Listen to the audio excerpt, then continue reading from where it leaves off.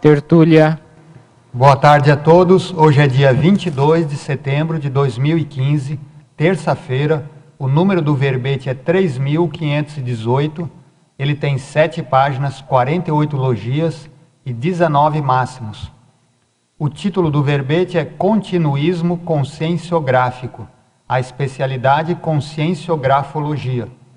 Quem redigiu o verbete é a nossa veterana verbetógrafa, a professora Tatiana Lopes. Quantos verbetes já escreveu? 16 com este. 16 verbetes ela já escreveu.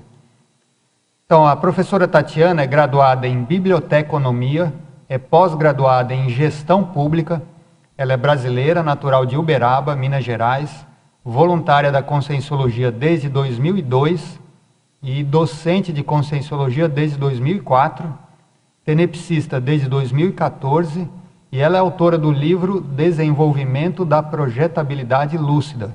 É este livro que está aqui. Vamos para cá. Esse livro já está publicado, né? Vai ser lançado em outubro.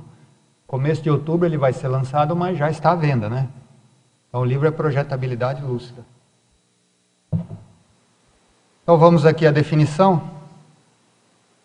O continuismo conscienciográfico é a qualidade, caráter ou condição sadia, a maior, da inteireza, sem brechas, sem hiatos, sem fossos e sem neofobias, na continuidade da escrita conscienciológica de artigos, verbetes, livros ou tratados, fundamentada no paradigma consciencial tarístico. Agora na pensenologia. O holopensene pessoal da conscienciografia, o holopensene pessoal do autorado conscienciológico, o holopensene pessoal do verbetorado conscienciológico, os autografopensenes, os proexopensenes, os prioropensenes, os neopensenes, os nexopensenes, os ortopensenes, os parapensenes, a sustentação pensênica da grafotares, a autopensenização predominante no PEN, os esforços autopensênicos conscienciográficos, a fomentação reiterada do holopensene da escrita, a atmosfera pensênica saturada pelos neoconstructos conscienciográficos, a autodeterminação ortografo-pensênica, o mater pensene conscienciográfico. Agora na fatologia, o continuismo conscienciográfico, a ortomotivação conscienciográfica constante, a sustentabilidade do trabalho mental somático, a manutenção da tarefa evolutiva conscienciográfica, o autoenfrentamento conscienciográfico permanente, a priorização do tempo pessoal para a escrita, as rotinas mentais somáticas repetitivas inevitáveis, a sucessão de afazeres mentais somáticos habituais, o aquecimento neuronal mantido continuamente, a expansão do alto rendimento pela repetição das atividades de escrita, o preparo da vida humana para o exercício em tempo oportuno da conscienciografia continuada, o estabelecimento de rotina intrafísica padronizada a fim de liberar o mental soma para o trabalho construtivo e perdurável. Nós lemos só algumas linhas, aqui a fatologia tem mais de 20 linhas. Agora aqui na parafatologia. A doação continuada do patrimônio paracerebral por meio das publicações pessoais, a conquista da parapreceptoria funcional pelo alto esforço conscienciográfico contínuo, a rotina mental somática favorecendo a amparabilidade extrafísica de função, o autocomprometimento com os amparadores da gesconologia, o rapport com a equipex conscienciográfica, o incentivo autoral permanente promovido pelos amparadores extrafísicos, a fertilizadora coautoria das consciexes amparadoras de função, o parapsiquismo intelectual, as achegas matemáticas multidimensionais, auxiliando na manutenção do ritmo de escrita, a inspiração dos amparadores extrafísicos para o pós-fácil dos originais fetais gesconológicos no momento do repouso somático. Então, também nós lemos só algumas linhas, tem mais de 20 linhas aqui, a parafatologia, muita coisa para nós debatermos depois aqui. Depois, na argumentologia, nós destacamos o item desenvolvimento, onde tem 20 hábitos saudáveis capazes de auxiliar na manutenção de rotinas úteis, visando o desenvolvimento do continuismo conscienciográfico. Também muito interessante esses 20 itens aí, para nós discutirmos. Na remissiologia, nós destacamos aqui ciclo autoverbetográfico, conscienciografia, conscienciografologista, continuismo verbetográfico, grafofilia e síndrome da inércia grafopensênica. Também tem 15 itens aqui na remissiologia, nós destacamos só alguns. Então, na frase enfática, a autopensenidade dirigida cosmoeticamente para a publicação reiterada de obras tarísticas permite-nos evitar a ausência indefensável de retribuições intelectuais proexológicas. E agora na questionologia. Você, leitor ou leitora, utiliza a técnica do continuismo conscienciográfico? Sustenta a autoprioridade grafopensênica sem desvios nas extrapautas e adversidades? Quais os resultados alcançados até o momento? Então, aqui na bibliografia específica nós temos 2 referências bibliográficas. Agora aqui a mega-análise, com 20 itens, feita pela equipe das Ciclosápias, que é composta pela Marilene Raganin, a Ana Rocha e a Socorro Frazão. São 20 palavras que se destacam e que marcam o verbete.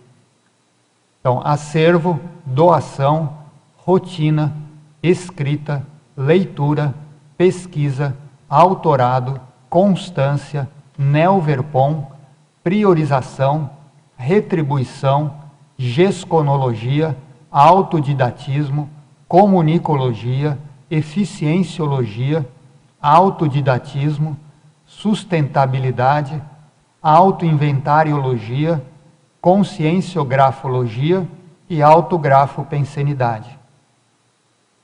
Então, antes de nós partirmos aqui para as perguntas dos teletertulianos, nós já temos aqui, deixa eu ver, 13 perguntas já, né? Bastante. Então a gente sempre pede aí para a verbetógrafa, para ela explicar por que escreveu o verbete, o que te motivou a escrever sobre esse tema. Ok, boa tarde a todos, aí os presentes, os teletertulianos também, que sempre contribuem bastante aí com as nossas pesquisas. Esse tema, né, do continuismo conscienciográfico é uma técnica que eu tenho utilizado desde 2013. Eu fiz o curso lá, o programa de verbetografia, e lá, assim, eu cheguei à conclusão de que seria importante, a partir daquele momento, eu assumir, né, esse veio aí da escrita, e aí, a partir dali, eu decidi que eu iria escrever continuamente, a partir daquele momento. E como eu tenho conseguido sustentar, né, desde então, essa condição de escrever, eu sempre escrevo, termino um verbete, escrevo outro, e outros materiais também. Então, resolvi colocar no papel para ajudar outras pessoas também a conseguirem implementar esse tipo de rotina, né, da escrita, que eu acho que pode ajudar todo mundo, né? Quanto mais gente escrevendo, eu acho que mais a gente consegue consolidar essa ciência no planeta, mais a gente vai ter, a gente vai atender o nosso público, né? Porque cada um de nós temos o nosso público de assistência, e eu acho que uma boa maneira da gente assistir esse público é através da escrita. Então nós vamos aqui às perguntas dos teletertulianos, todos vocês estão aqui também presentes, a hora que quiserem perguntar é só levantar a mão, tá? Então o nosso assíduo teletertuliano de Curitiba, ele é sempre o primeiro. Então ele pergunta, professora Tatiana, em Fatologia, página 13, quarta linha, poderia falar sobre as rotinas mentais somáticas repetitivas inevitáveis? Aí ele complementa, como manter-se bem motivado frente à enxurrada de chamarizes desviantes omnipresentes? Os chamarizes são muitos, mas assim, eu vejo que é parte de uma resolução da pessoa, a partir do momento que ela entende por que ela quer escrever, qual que é o objetivo dela. Então, ela vai começar a organizar a sua vida em favor disso, né? Então, até eu coloco em algum lugar a questão da ProEx grafocêntrica, ou seja, você colocar no centro da sua ProEx a questão da escrita.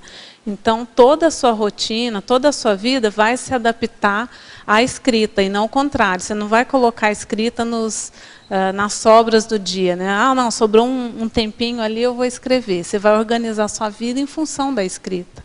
Então, assim, o atendimento primeiro da tarefa da escrita, né, igual quando a pessoa se organiza para começar a fazer TENEPS.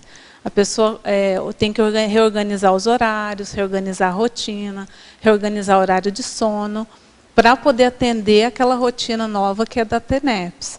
E, da mesma forma, a pessoa pode se organizar para a escrita, né, porque, assim como na TENEPS a gente tem um compromisso com os amparadores e tem um compromisso com os assistidos, na escrita você pode usar a mesma lógica.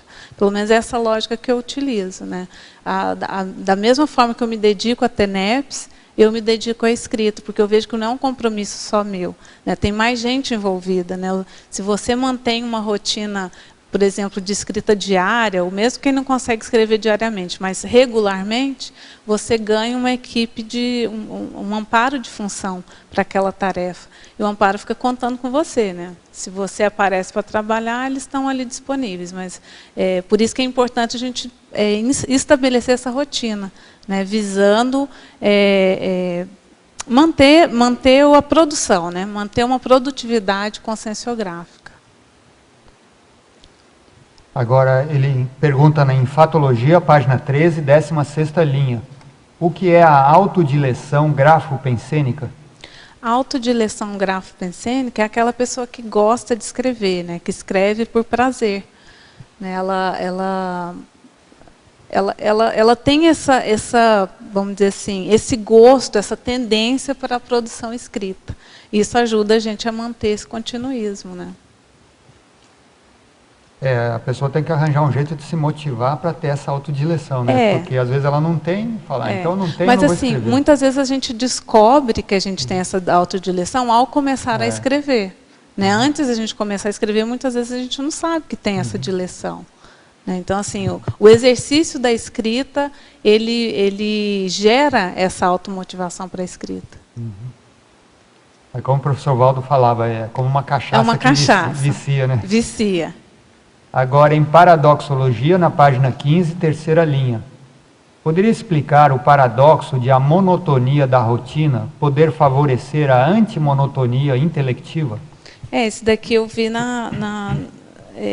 no meu caso, assim.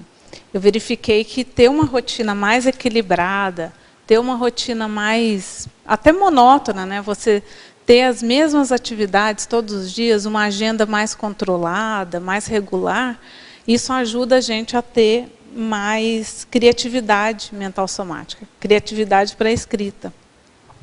É curioso, porque é como se você liberasse espaço mental, através da rotina repetitiva, você não precisa ficar pensando, o que tem para hoje? O que eu tenho que fazer hoje? Como você tem uma rotina mais ou menos repetitiva, você libera espaço mental para você conseguir ter criatividade, conseguir ampliar a sua pensanidade, pensar e ter ideias,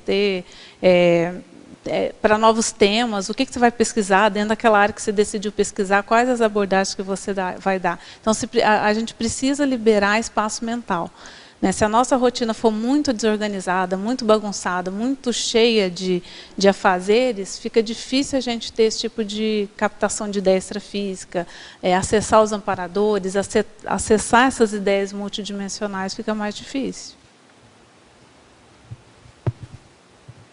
Então, agora é uma teletertuliana de Niterói. A Érica, ela e o marido dela, o Carlos, estão muito interessados, estão estudando muito conscienciologia. Eles eram de Piranguinho, sul de Minas, e mudaram para Niterói. Eles estão bastante estudiosos de conscienciologia. Então ela pergunta, em Ciclologia, página 14, penúltima linha, o ciclo produção tarística, troca de companhias extrafísicas. Poderia dar exemplos casuísticos destas trocas de companhias extrafísicas? O que foi que eu reparei quando eu implementei essa rotina de escrita? Eu comecei a perceber o amparo de função, né? Então, assim, todas as vezes que eu sentava para escrever, eu percebia os amparadores chegarem, porque ampliava as ideias, eu começava a sentir um bem-estar, começava a sentir euforia na hora que eu estava escrevendo.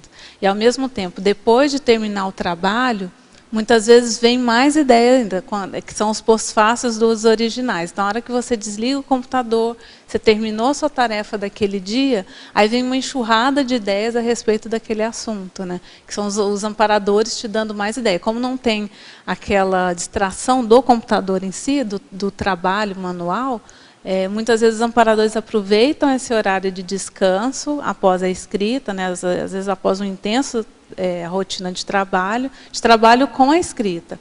Aí vem aquelas ideias. E antes eu não tinha isso, antes eu não tinha esse tipo de vivência. O que mostra que mudaram as companhias extrafísicas, né? Você troca muitas vezes... Como você mantém uma rotina, você ganha um amparo de função. Assim como na TENEPS, a gente tem um amparador de função da TENEPS. Se você mantiver uma rotina de escrita, e se a sua intenção for positiva, se você buscar escrever para fazer assistência, você vai ter também assistência extrafísica para fazer esse trabalho. Aí ela complementa, neste fim de semana fiz o curso ECP2 e a sensação que fiquei é que alguns amigos, ela colocou entre aspas esses amigos, que já me acompanham há muito tempo, foram encaminhados, só que não tenho certeza disto. Vamos ver as cenas dos próximos capítulos, né? E outra coisa que é importante também, assim, quando você implementa, você decide, toma a resolução de escrever de forma contínua, mudam as suas companhias extrafísicas por causa dessa resolução, né? Porque assim, as pessoas que não estão interessadas naquele tipo de trabalho não vão mais querer povoar a sua psicosfera, né? Não vão querer ficar perto de você. Você passa a ser persona não grata para esse tipo de companhias mais patológicas, né?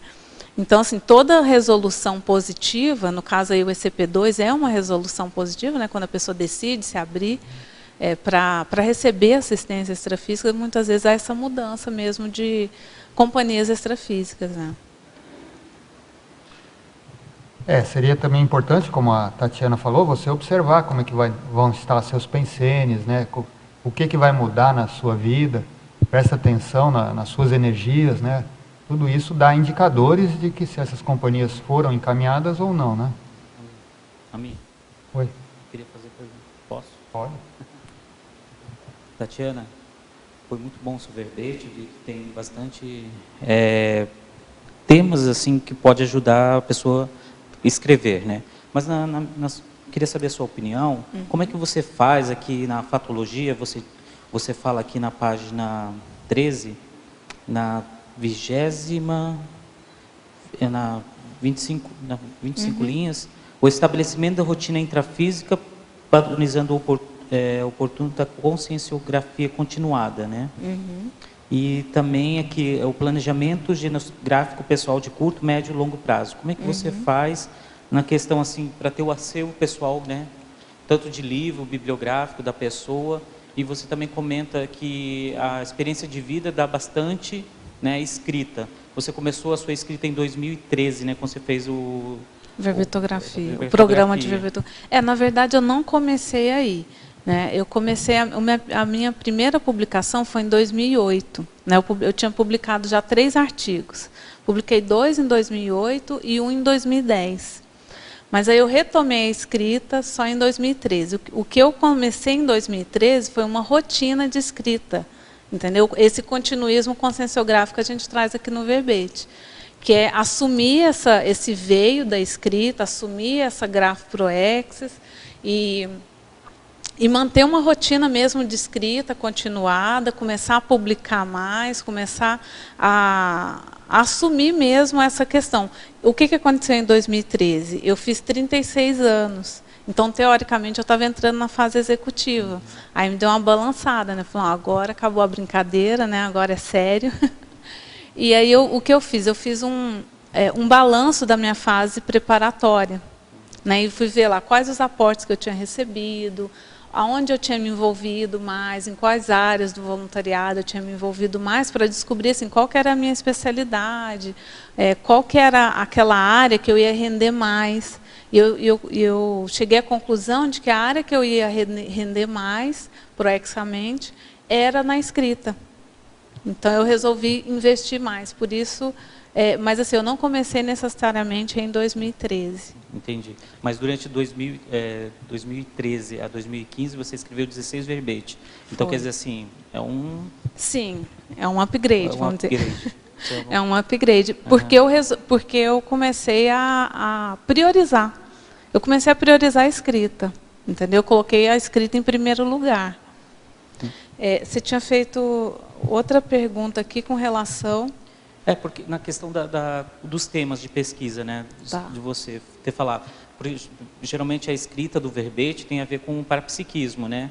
E como é que você faz assim para você ter bastante assuntos para escrever, né? Além, claro, da experiência pessoal de vida sua, né? Você começa a ler, pesquisar algumas coisas, começa a saturar a sua mente, aí você reflexiona, porque o fato de você pensar não é a mesma coisa que escrever, né? Sim. Você tem aquelas ideias, mas você não... Às vezes eu tenho várias ideias e eu não consigo passar no papel. Como que você faz então, isso?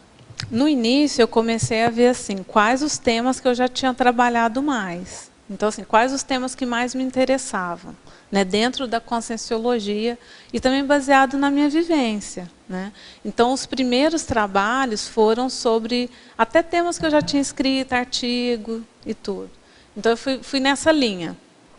Mas se você mantém uma rotina de escrita, é aquilo que a gente falou, você estabelece uma parceria com os amparadores de função. E eles passam a te dar ideias. Entendeu? Quer dizer, não é só isso, né? Não é só os amparadores que te dão ideia, mas assim, um trabalho puxa o outro. Você entendeu? Pelas perguntas que as pessoas fazem, por exemplo, esse verbete aqui surgiu de um outro que eu defendi aqui sobre a linha ideativa da pesquisa. Né? Qual que é o veio daquela pesquisa? E eu vi que fizeram muitas perguntas sobre como manter uma rotina de escrita. Aí eu falei, bom, já que perguntaram muito, há uma demanda para as pessoas saberem como implementar uma rotina de escrita. E aí eu escrevi esse verbete. Então, assim, muitos verbetes meus surgem de outros verbetes e das perguntas que as pessoas fazem. Então, assim, eu tento atender, dentro da minha vivência, dentro da minha experiência, a necessidade que eu vejo que é trazida à tona. Teve um outro verbete que a gente defendeu aqui sobre identificação do trafor. E muitas pessoas perguntaram sobre banalização dos trafores, ou seja, sobre o desperdício dos trafores. Aí eu resolvi escrever um verbete por causa das perguntas. Então, assim, a própria escrita gera demanda de escrita, você entendeu? Mas depois que você já estabelece uma rotina. Tati, sim, obrigada aí. Eu acho que você ajuda bastante, assim, quem está querendo estabelecer essa rotina, que está com vontade de mudar, né? Então, obrigada. Mas, assim, o que eu queria saber mesmo, na prática, como é essa rotina? De manhã, de tarde, de noite? Esmiuça aí para a gente. Tá. Então, a minha rotina é o seguinte, eu levanto bem cedinho, assim, eu levanto normalmente 5h30 da manhã. Eu faço TENEPS às 6 da manhã.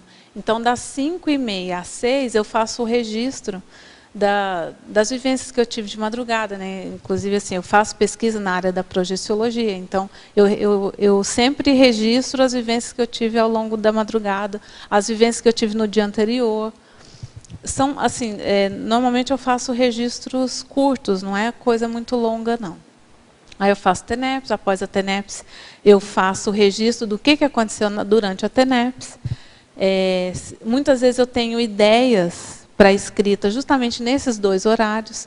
Logo depois que eu levanto, às vezes eu tenho muita ideia para escrita, e eu tenho muita ideia para escrita depois da TENEPS. Então eu já registro essas ideias, não vou escrever naquela hora, porque eu tenho outros afazeres, mas normalmente eu escrevo durante 1h30 de manhã, não logo depois da TENEPS. Depois da TENEPS eu vou fazer exercício físico, então eu faço exercício físico para depois escrever. E aí eu escrevo geralmente 1h30 por dia. Essa é a minha rotina, né? Todos os dias 1h30. Você vê assim que você não precisa mudar a sua rotina drasticamente, escrever 8 horas por dia para ter uma produção. Escrevendo 1h30 por dia, dá para a gente produzir bastante. Desde que você escreva todos os dias. Quem não pode escrever todos os dias, estabeleça alguns dias na semana para escrever, mas assim, leve a sério aquilo, não marque outras atividades naquele horário. Então, assim, na TENEPS ninguém fala assim, não, agora meu horário de TENEPS é nesse horário, mas eu vou marcar uma reunião, porque afinal as pessoas precisam fazer uma reunião. Ninguém marca horário na hora da TENEPS, pelo menos não deveriam marcar a reunião na hora da TENEPS. Então, assim, levar a sério a questão da escrita e naquele horário não marque nenhum outro tipo de atividade, entendeu? Porque você tem um compromisso lá com os amparadores. Não é o seu horário de escrita, entendeu? É o horário daquela equipe de trabalho. É uma reunião de trabalho que você tem todos os dias. Então, assim, essa é a minha rotina. Eu não tenho muito tempo para ler, então eu leio no horário que eu vou para o trabalho. Meu marido vai dirigindo, o nosso trabalho é longe, leva cerca de 40 minutos para chegar, então é o meu horário de leitura. Então, assim, o que eu faço, na verdade, é aproveitar o tempo que eu tenho. Eu aproveito ao máximo. Então, quando eu sento para escrever, eu já sei o que eu vou escrever, eu já sei o que eu preciso escrever naquele horário, o que eu preciso revisar, já tenho vamos dizer assim, a ordem de prioridade, né? Porque eu escrevo verbete, eu escrevo livro, às vezes, eventualmente, eu escrevo capítulo de livro, escrevo artigo também, então já tem uma rotina, já tem, vamos dizer assim, as prioridades para aquele horário. Então, eu não fico pensando, o que eu vou sentar para escrever agora? Eu já sei o que eu preciso fazer. Uma questão que eu faço também, esse é um tema de um outro verbete que a gente escreveu sobre produmetria conscienciográfica, que a gente ainda vai defender aqui, mas que o que eu vou escrever, em qual horário. Então, por exemplo, eu tenho uma rotina de, por semana, escrever 4 horas do livro. Vamos dizer assim, o dever de casa primeiro, depois a diversão. Então, primeiro eu tenho que escrever essas 4 horas durante a semana do livro. E aí depois eu posso mexer com verbete. Verbete para mim é diversão. O lazer é a escrita do verbete. Então, eu só posso escrever o verbete depois que eu fiz a tarefa de casa, que é escrever o livro. Porque o livro é mais complexo, mais difícil. Então, eu faço isso. Dá mais ou menos umas 10 horas por semana. Você vê assim que não é uma coisa sacrificante, né?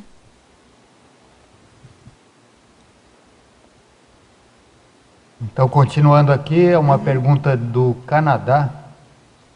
Ele pergunta, professora Tatiana, em Fatologia, na página 13, 17ª linha, poderia citar quais seriam os principais travões da escrita e como superá-los?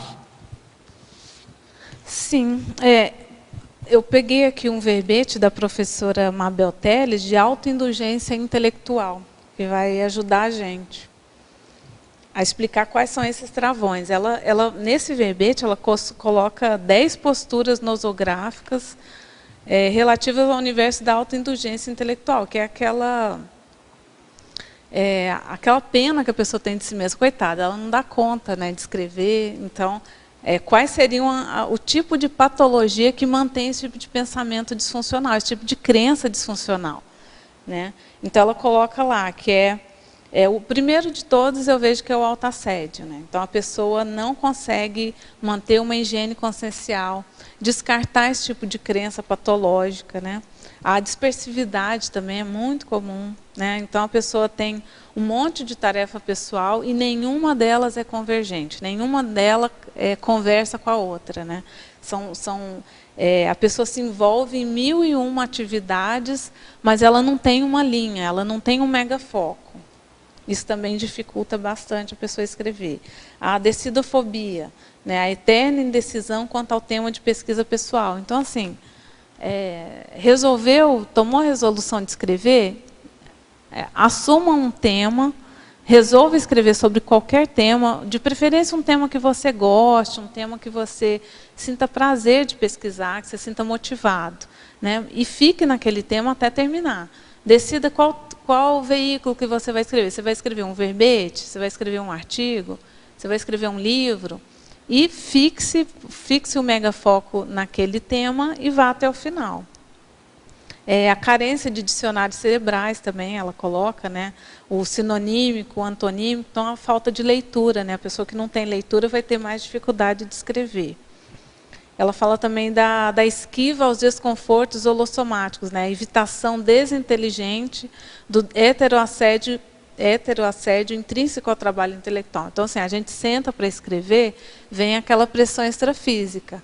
E o que deveria fazer nessa hora? O ideal seria a gente trabalhar as energias, exteriorizar as melhores energias e procurar se conectar com os amparadores de função. Mas não, a pessoa fala, não, esse desconforto aqui que eu estou sentindo, esse comichão aqui, então não é para escrever, né? Não, acho que não é para eu mexer com isso, ou isso não é para mim. Então a pessoa desiste. A questão da indisciplina, né, a falta de manutenção aí de uma rotina, o perfeccionismo, né, a pessoa fica revisando o próprio texto eternamente, sem mandar para revisão, né, sem ter coragem de publicar aquele texto. A questão da procrastinação, né, a pessoa resolveu escrever sobre um tema, mas fica adiando aquilo eternamente, ou começa a escrever, mas nunca termina. E a questão da vaidade, né? A pessoa só quer escrever verbal, né? Só quer escrever o top, né? Ela não quer escrever o básico do dia a dia, né? É que assim, às vezes o básico do dia a dia para ela não é o básico do dia a dia para o outro, né? Então, a gente ter esse tipo de ter essa consciência, né, de que às vezes o que é básico para a gente não é o básico para o outro. O nosso básico pode ajudar muitas outras pessoas, né?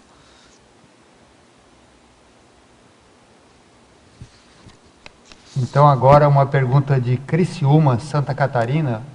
Ela pergunta, professora Tatiana, Pensenologia, página 12, quarta linha.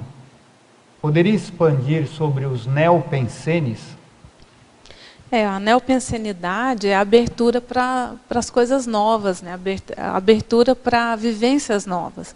Então, toda vez que a gente senta para escrever um texto novo, por exemplo, um verbete, cada verbete novo que eu escrevo é um universo, é um tema que eu não sei tudo sobre aquele assunto, que eu vou ter que descobrir, sobre o que exatamente que eu vou falar. Então, por exemplo, nesse verbete, continuismo conscienciográfico, eu só tinha a definição dele. Eu não sabia o que eu ia escrever aqui. A gente descobre escrevendo. Então, assim, a gente está disponível para vivenciar essa, vamos dizer assim, essa aventura que é a cada novo texto. Uhum. Agora, uma pergunta de Goiânia. Professora Tatiana, hoje tenho conseguido realizar a escrita conscienciológica diária? E, diante disso, estou redigindo o meu primeiro livro. Por acaso, a verbetógrafa já obteve alguma experiência retrocognitiva a respeito da escrita? Então, ainda não. Estou esperando aí, né, uma vivência retrocognitiva nessa área, ansiosa, mas ainda não. Eu tenho algumas hipóteses de pesquisa, assim, em relação à escritora, a uma escritora específica do passado, mas assim, eu não tenho nenhuma, vamos dizer assim, nenhuma vivência significativa que me mostre que realmente eu tenho. Mas assim, pela lógica, né, se hoje a gente tem uma predileção, uma autodileção pela escrita, e eu consigo manter uma rotina de escrita, muito provavelmente eu escrevi no passado, né? Isso aí é meio que óbvio. Agora ele pergunta em Paradoxologia, na página 15, primeira linha. Gostaria que enfatizasse o paradoxo de as afinizações pensênicas abstratas tornarem-se ações conscienciais pragmáticas. Ao ler ele complementa aqui, ao ler esse item, lembrei do mega pensene trivocabular dito pelo professor Valdo, na tertúlia. Objetivemos a subjetividade. Esse paradoxo eu fiz inspirado nesse verbete que eu citei agora mesmo, né? Nesse verbete que eu defendi aqui, sobre a linha ideativa da pesquisa, que é você pegar uma ideia, né, que está lá na sua mente, ela só existe na sua cabeça, e a hora que você passa aquilo para o papel, você torna aquela ideia objetiva. né, que outra pessoa pode ler e entender o que você está falando, né, numa ordem lógica, numa forma lógica. Então, é um paradoxo, né? A gente se afiniza com determinadas ideias, com determinados holopensenes, que são abstratos, né, são matrizes cognitivas que não existem fisicamente, elas são abstratas, e a gente, a partir das nossas ações, a gente torna aquilo físico, né? A gente transforma aquilo num produto, né? Por isso que ele é pragmático, porque é na prática, né? Não é na teoria que a gente faz isso. Agora uma pergunta de Niterói. A verbetógrafa, em Parafatologia, página 13, sexta linha.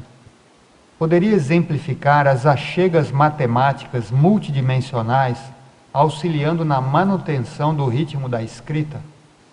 Como a gente havia comentado, se você mantém uma rotina de escrita, você se afiniza a uma equipe extrafísica de amparadores que tem interesse nas publicações, nas suas publicações, ou nas publicações de obras de teor conscienciográfico, da conscienciologia, que tem essa intenção de ajudar as pessoas através da escrita. E essas achegas matemáticas são aquelas ideias assim muito lógicas, elas são muito, vamos dizer assim, muito... são ideias, vamos dizer assim, mais avançadas do que a gente está acostumado a ter no dia a dia. São ideias que, normalmente, você não consegue pensar naquele nível. Então, são ideias, vamos dizer assim, mais superiores às que você consegue ter no dia a dia.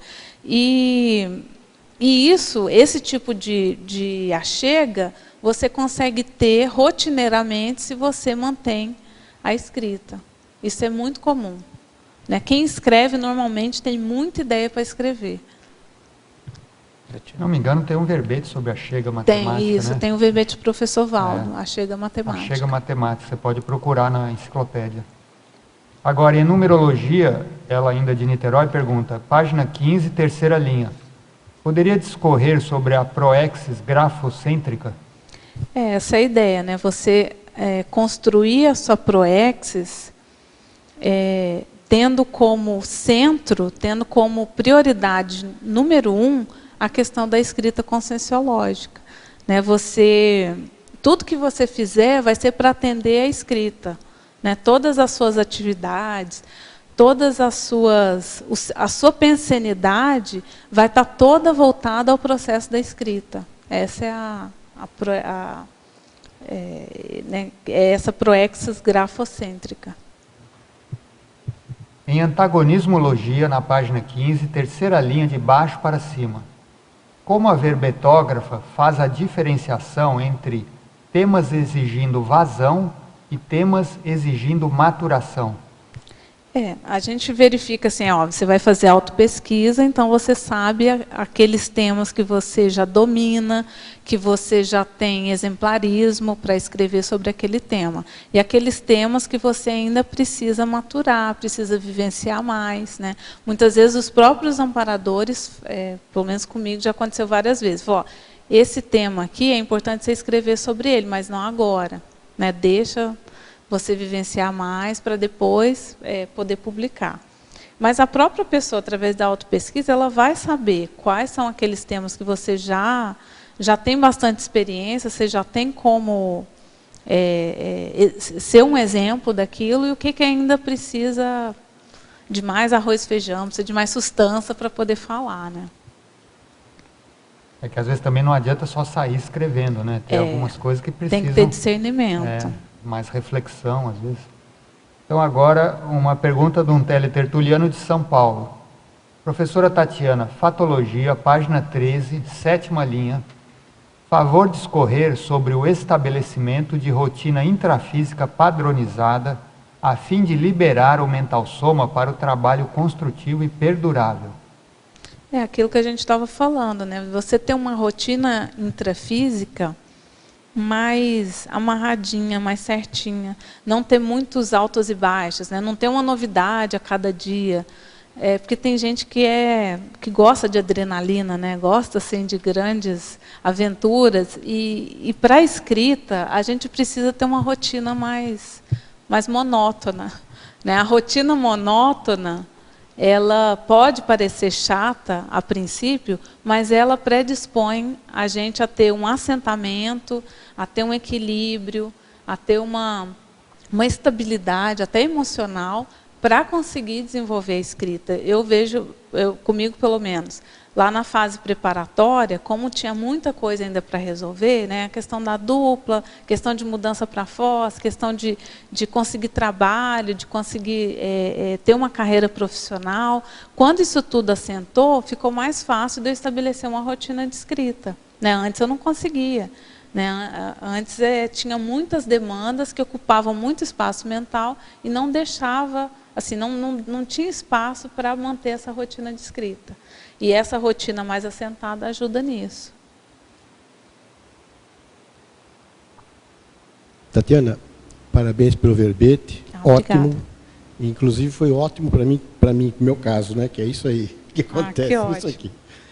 Então é o seguinte, em sindromologia, você pode ampliar um pouquinho mais essa profilaxia da síndrome de Amiel, na página 16. Uhum.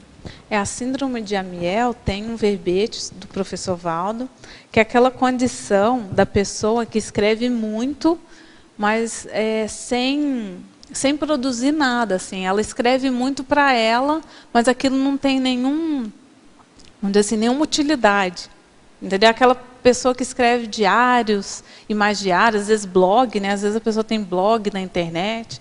Então, é aquela pessoa que escreve muito, mas você vai ver o conteúdo do que ela escreve, não tem nada de útil, não tem nada de tarístico, não ajuda as pessoas. Entendeu? Então, assim, seria uma escrita totalmente inútil, né? Tatiana, eu queria perguntar aqui em parafatologia, na página 13, na 12ª linha, queria que você falasse sobre o autodesassédio mental somático necessário para iniciar, manter e finalizar cada novo trabalho conscienciográfico e a autodessedialidade intelectual ascendente. E depois também sobre o enfrentamento dos assediadores. Então, cada novo trabalho, cada novo verbete, cada novo livro, cada artigo que a gente escreve, por mais experiência que a gente tenha, vamos dizer assim, é um novo desafio. Porque quando você começa a escrever qualquer tema, você faz evocações, é natural. Né? Você faz várias evocações, tanto de assediadores, ou seja, tanto de pessoas que não querem que aquele tema seja escrito, quanto de amparadores, que querem que aquele tema ajude as pessoas, que aquilo seja publicado, que aquilo seja falado. Então, quando você começa a escrever, seja o tema que for, aquilo vai exigir primeiro um autodesassédio, que é você bancar, escrever aquele tema, você se esforçar para superar as dificuldades normais, é normal surgirem dificuldades na hora que você senta para escrever qualquer tema que você vai escrever, vai te dar trabalho, você vai ter que fazer algum nível de autoenfrentamento. Enfrentamento com assediadores, você teve essa vivência? Sim, assim, na escrita isso é muito comum, mas aí a maneira como a gente lida com isso é que muda. Então, por exemplo, quando eu percebo que tem uma pressão extrafísica dos assediadores que não querem que eu escreva sobre aquele tema, ou que a gente venha aqui defender o verbete. Às vezes acontece também, de vir aqui defender o verbete, você sofre ataque extrafísico. A minha maneira de lidar com esse tipo de situação, primeiro, é não pensar mal dos assediadores, eles têm todo o direito de discordar de você, de não querer que aquele tema seja escrito, seja publicado. Então, assim, não se antagonizar com eles, pelo contrário, exteriorizar as melhores energias. Se você não estivesse escrevendo sobre aquele tema, você não teria a oportunidade de acessar aquelas pessoas, mesmo que sejam assediadores, né? Então, você está tendo contato com consciências que você não teria se você não tivesse tomado a resolução de escrever sobre aquele tema. Então, fazer assistência que você está se propondo a fazer. Então, esses desassédios são as assistências inerentes ao trabalho da escrita, que você vai fazer o antes, o durante e o depois. Então, antes, a resolução de escrever sobre aquele tema. Então, vai haver um nível de desassédio. Na hora que você está escrevendo, vai haver outro nível de desassédio. Na hora que você publica, tem outro nível de desassédio e assim por diante. Primeiro, se acostumar com isso. Vai haver desconforto, vai haver pressão extrafísica, vai haver, eventualmente, ataque extrafísico. Mas você lidar com isso, primeiro, com naturalidade, que aquilo faz parte do trabalho. Segundo, mantendo uma benigna pensenidade, pensando bem naquelas pessoas, querendo bem para aquelas pessoas.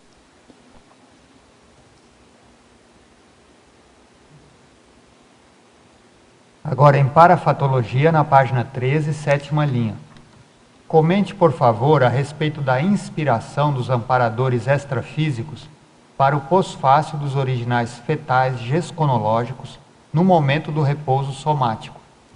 Esses pós-fácios aqui dos originais é aquela condição que a pessoa passa algumas horas escrevendo, né, num trabalho mental somático ali intenso, e na hora que ela desliga o computador, aí ela vai tomar um banho, aí ela vai preparar o jantar, e aí começa a vir uma enxurrada de ideias a respeito daquele tema que ela estava escrevendo. É curioso porque é quase que um paradoxo, né? Não vem a ideia na hora que você está escrevendo. Vem a ideia depois, quando você não está mais pensando naquilo, né? E às vezes vem uma enxurrada de ideias originais que você não tinha pensado. Aí o que a gente faz? A gente para tudo e vai registrar, né? A gente anota aquelas ideias e depois a gente passa para o papel. Isso é comum, assim, a pessoa que escreve com regularidade vai começar a perceber que isso acontece com frequência. Ele está perguntando da inspiração dos amparadores, que pode acontecer nessa fase, né? Sim. Mas também pode ser que não seja, né? Pode ser que você relaxa, né? Ela pensou tanto naquele tema que às vezes o paracérebro começa a funcionar, a descarregar, né? Uhum. Eu acho que pode ter as duas coisas. Pode ter as duas coisas. A inspiração dos amparadores, como ele está perguntando aqui, mas pode não ser também. Sim, pode ser a própria saturação com o tema, né? Saturação, né? Agora, uma pergunta de Macaé, do Rio de Janeiro. Professora Tatiana, desenvolvimento na página 17. Poderia comentar o item 11, imaginação, o hábito de dirigir a própria imaginação. Como controlar as viagens na maionese. Interplanetárias na maionese? Então, a gente chama também de viagem na dimenese, né? Ela viaja na dimensão da maionese.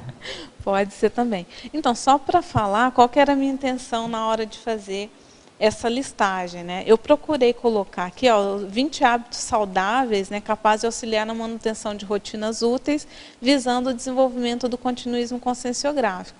A minha ideia era mostrar o seguinte, que o continuismo conscienciográfico, ele não nasce do nada, né? Então, a Tatiana, em 2013, resolveu, a partir daquele momento, ter continuismo conscienciográfico e pum, foi. Não é assim. A gente vai construindo esse continuismo conscienciográfico. E todos esses hábitos aqui, eles vão auxiliar a gente a chegar um dia a ter esse continuismo conscienciográfico. Então, para a pessoa ver aqui nessa listagem de 20 itens, quais são os hábitos que ela já tem. Então, o hábito de ler textos técnicos, muitas vezes a pessoa já tem esse hábito. O hábito de registrar as autovivências, o hábito de revisar os próprios textos. Então, assim, se a pessoa já tem quais desses hábitos, desses 20 hábitos, a pessoa já mantém na rotina. E acrescentar aqueles que ela ainda não tem. Se ela for acrescentando o máximo possível desses 20 itens, é inevitável que ela tenha continuismo conscienciográfico. Tá? Agora, com relação ao tema que você perguntou, o item 11 aí da imaginação, né, o hábito de dirigir a própria imaginação. Porque quando a gente vai escrever um texto novo, por exemplo, para eu escrever esse verbete aqui, eu tive que usar a minha imaginação. Então, tinha lá a definição, né, eu fiz a definição, tá, mas o que eu vou falar nesse verbete? Sobre o que eu vou escrever? Então, eu comecei a imaginar, né, o que seria interessante, que tipo de...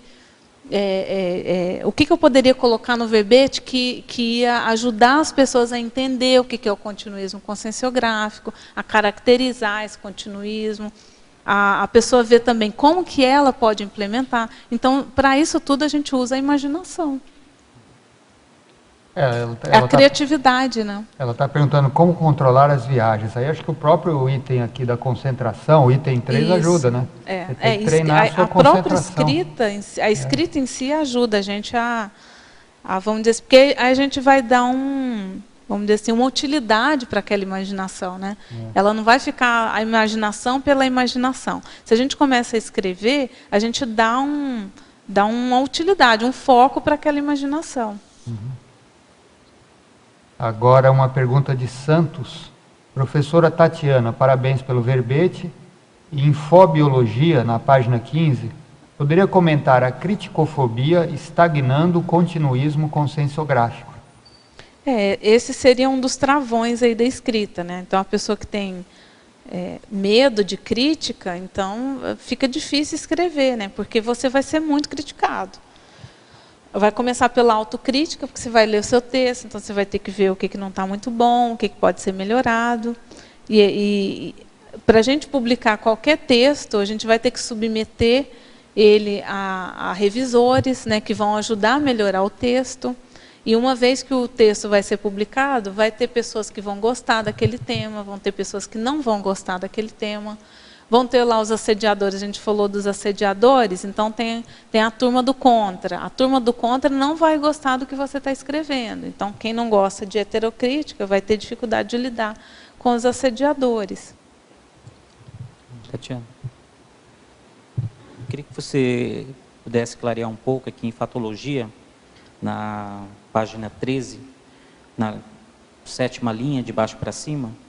Você poderia falar sobre o autoesforço em compor o legado intelectual concreto na atual vida humana crítica e depois na 4ª linha, de baixo para cima, o acervo bibliográfico pessoal, a série de livros e publicações. Se pudesse falar um pouco sobre a distinção de você escrever um artigo, né, e do verbete. Tá. Os dois têm relação, né, esses dois itens que você perguntou, eles são complementares. Mas é esse esforço, né, da gente, o que a gente vai deixar, depois que a gente dessomar, o que a gente vai deixar aqui na vida intrafísica, né? E aqui a gente fala que é o legado intelectual concreto, não é assim as ideias que eu debati, não é as aulas que eu dei, é um legado intelectual concreto, físico, né? Que é o livro, o artigo, o verbete. Ou seja, quando eu dessomar, o que eu vou deixar aqui? O que eu vou deixar aqui na vida humana, né, de concreto, dentro da área da intelectualidade? Agora, com relação à publicação de artigos e publicação de verbete, eu priorizo a publicação de verbetes e não de artigos, porque o universo que a gente consegue alcançar através do verbete é muito maior do que artigos, né?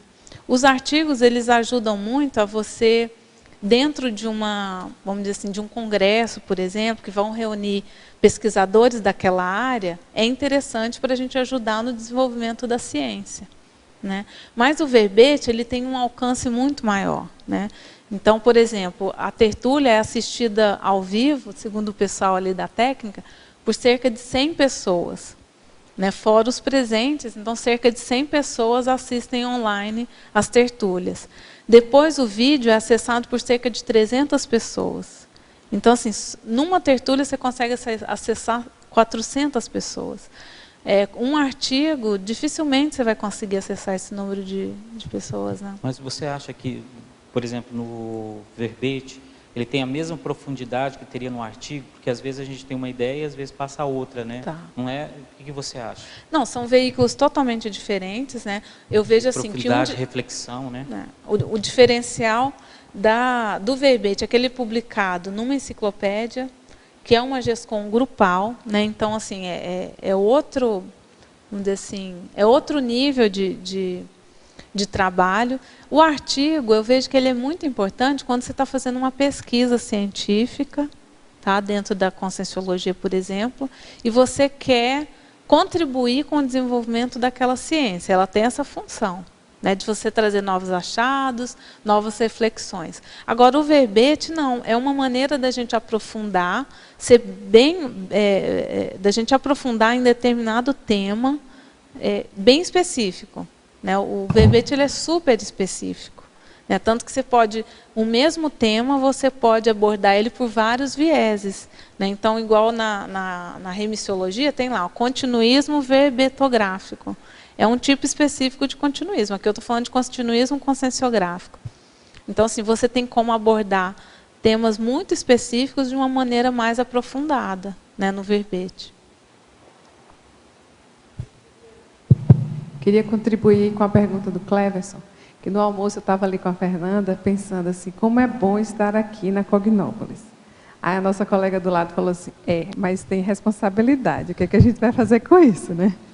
E aí veio à tona a questão da escrita, né? E aí nossa conclusão foi assim, a gente fez um curso intermissivo, aqui é como se fosse uma pós, né? Desse curso intermissivo, onde a gente está fixando, sedimentando os conhecimentos, e, como qualquer pós, no final você tem que fazer uma monografia, né? Então, assim, qual é a nossa monografia, né, dessa pós aqui, ou quais são os trabalhos que a gente vai deixar escrito, justamente para ajudar a fixar a nossa aprendizagem.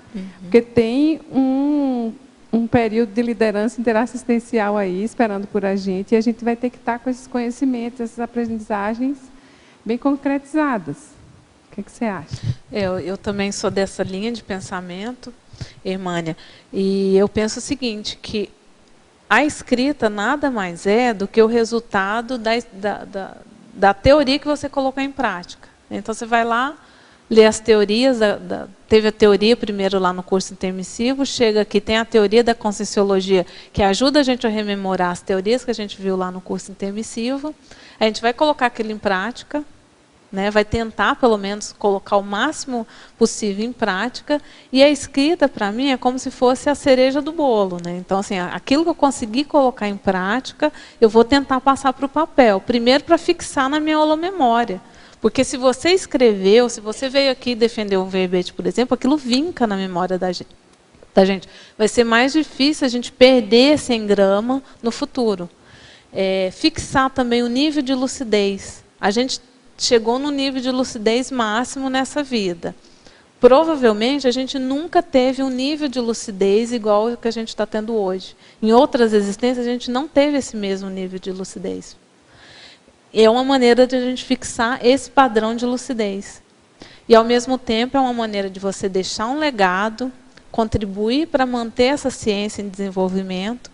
E, igual você falou, a gente tem uma liderança interassistencial depois da dessoma, na próxima intermissão.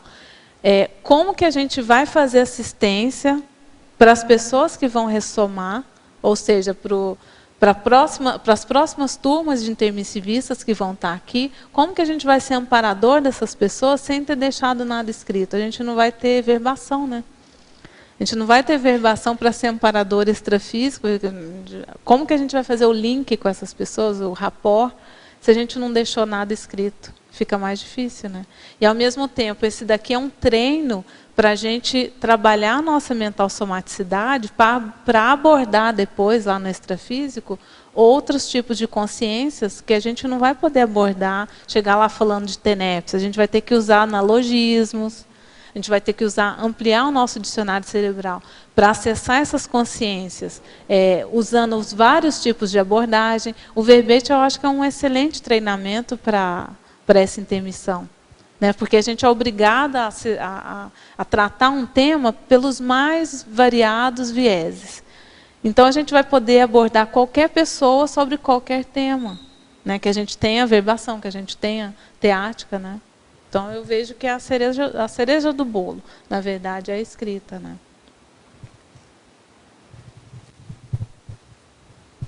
Então, agora uma pergunta de Porto Alegre. Ela pergunta, professora Tatiana, em efeitologia, página 14, quarta linha, o efeito proexogênico do autorado. Eu percebi isso na minha vivência, que quando eu tomei a resolução de que eu ia assumir essa questão da grafo-proex, da escrita, de colocar a escrita como prioridade número 1, eu senti que realmente eu tinha me engajado na Proexis. Então, antes eu estava na fase preparatória e hoje eu sinto que realmente eu estou na fase executiva, ou seja, tudo aquilo que eu recebi para fazer determinadas tarefas, determinadas atividades aqui na vida humana, eu vejo que agora realmente eu estou conseguindo fazer, né? Mas, ao mesmo tempo, eu sinto que esse é um preparo para algum trabalho maior que a gente vai fazer lá na frente. Né? Eu não sinto assim que esse é o definitivo, se eu fizer isso daqui já está bom. Esse é um preparo para algum trabalho mais sério que a gente vai fazer lá na frente, que eu ainda não tenho muita noção do que é. Mas, por exemplo, a Mega GESCOM. Como que a gente vai escrever a Mega GESCOM se a gente não tem o treino da escrita? A gente não vai lá, depois de 65 anos, ter uma expansão de consciência e passar para o papel e escrever. Né? É uma construção, é um crescendo. Né?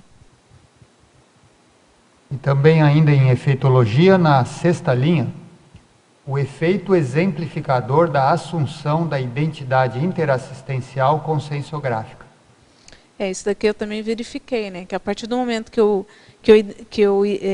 identifiquei essa identidade interassistencial conscienciográfica, ou seja, eu identifiquei que a minha função principal aqui na vida humana, como intermissivista, era relacionada à escrita.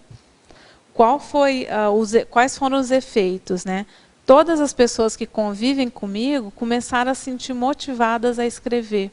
Começaram a assumir mais essa questão da escrita. Então, é como se a gente fosse um agente catalisador da questão da escrita. Né?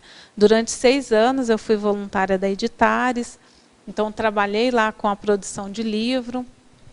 Mas hoje eu vejo que o efeito exemplificador de eu assumir essa identidade é muito maior do que quando eu estava na Editares como editora. Então, assim, o exemplo ele é o que move as pessoas, é o exemplo.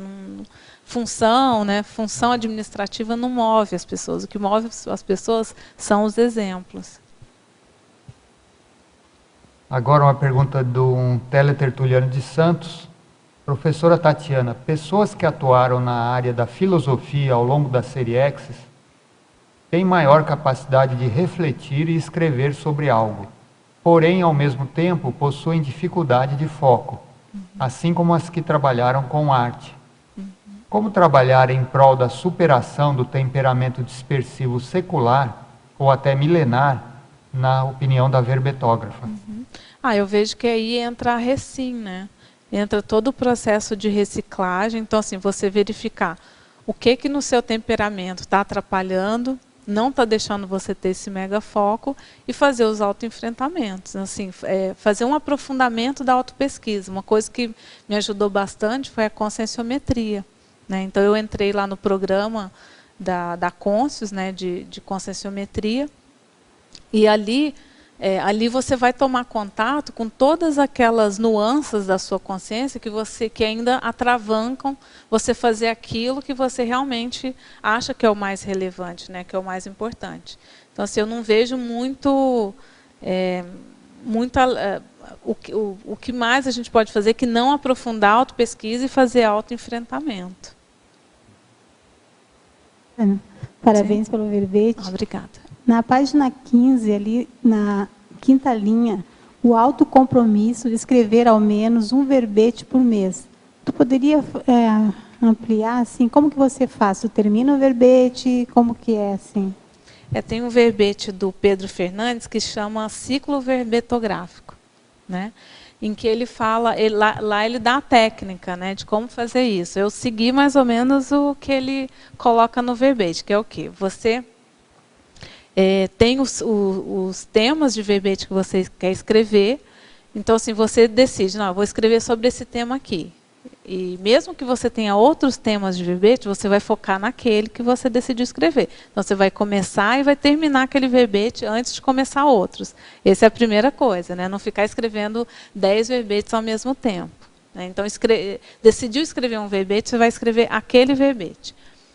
Ao mesmo tempo que você está escrevendo aquele verbete, vai chegar outro verbete que você mandou anteriormente para revisão. Então, chegou o verbete para revisão, você revisa e manda lá para a Enciclosapiens. Ao mesmo tempo, você já vai pensando, qual que é o título do próximo verbete que eu vou escrever? Então, eu não espero terminar esse daqui para eu saber qual que é o título do próximo. Eu já tenho lá anotado, já mandei para a Enciclosapiens lá o título para aprovação, que eles têm que aprovar o título.